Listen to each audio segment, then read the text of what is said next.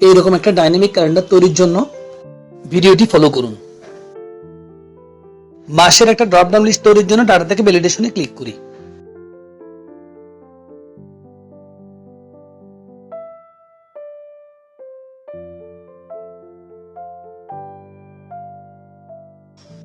একই রকম ভাবে ইয়ারের জন্য একটা ড্রপ ডাউন লিস্ট তৈরি করি।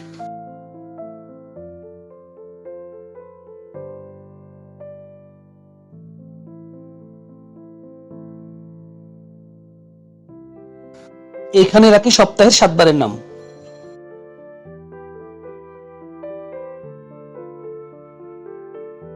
এরপর এই সেলে কার্সর রেখে ফর্মুলা টাইপ করি।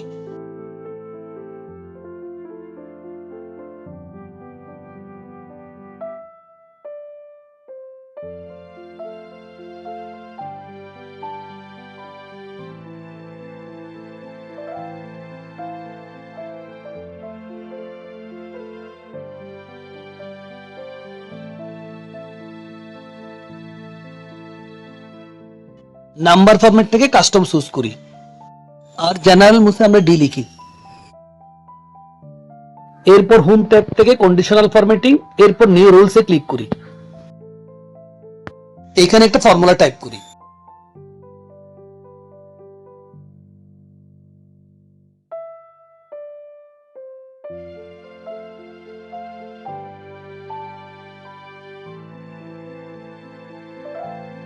এরপর ফরম্যাটে ক্লিক করি। এখান থেকে একটা ফন্ট কালার চুজ করে ওকে করি। এবার ক্যালেন্ডারটি প্রপারলি কাজ করছে কিনা চেক করে নিই।